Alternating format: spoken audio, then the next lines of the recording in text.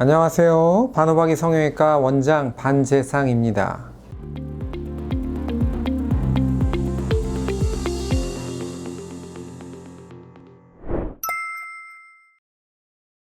아테콜은 사실은 상품명이고요. 콜라겐 필러입니다. 그래서 이제 한 75%에서 80%는 송아지 콜라겐으로 돼 있고, 겉에가 안쪽에는 폴리메칠 메타 아크릴레이트라고 그래가지고 이제 일종의 폴리머 같은 물질이 그 속에 들어가 있고, 그래서 속에는 PMMA, 겉은 콜라겐이 싸고 있는 그런 구조입니다. 히알루론산 필러는 말 그대로 히알루론산으로 이루어진 필러고, 아테콜은 콜라겐으로 이루어진 필러죠. 히알루론산 필러들은 이제 몸속에 히알레이즈라고 하는 효소에 의해서 점차적으로 분해가 돼서 없어지는 거고요. 아테콜 같은 경우는 한번 형성이 되면 주변의 조직하고 완전히 혈관이라든가 이런 걸로 연결이 돼서 유착이 돼가지고 자기 몸하고 딱 달라붙게 되죠. 녹아서 없어지는 그런 개념이 아니고, 주사를 맞고 나면 5년 뒤에 10년 뒤에도 그 자리에 있다는 거죠. 그런 반영구 필러의 개념으로 보시면 됩니다. 예를 들면은 히알루론산 필러 같은 경우는 코에다 맞았는데 이렇게 옆으로 퍼질 수가 있어요. 녹으면서 딴 데로 이동할 수 있는 그런 점들이 있죠. 그렇지만 아테콜 같은 경우는 혈관이나 이런 것들이 연결이 되기 때문에 내 몸의 일부가 되는 거예요. 돌아다니지 않고 딱 그 자리에 자리 잡고 안정적으로 있는, 이런 게 가장 큰 장점입니다.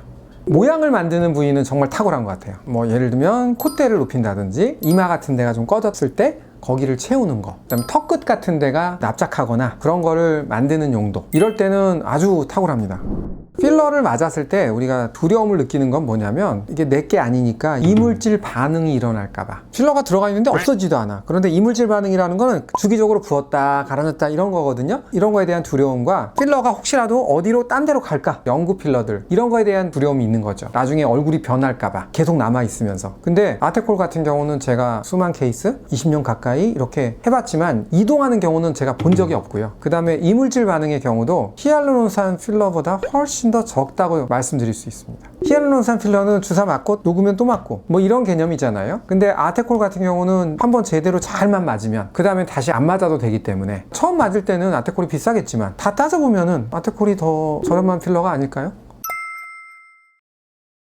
이거는 아무나 할 수 있는 게 아니에요. 이 사람이 녹을 필요가 없게 주사를 놔주는 게 중요해요. 주사를 놓을 때도 항상 과교정을 하지 말고 3달 정도 있다가 모자라면 조금 더 하더라도 약간 모자라게 하면서 안전하게 그렇게 채우는 게 굉장히 중요합니다. 그래서 시술자의 경험과 기술이 굉장히 중요합니다.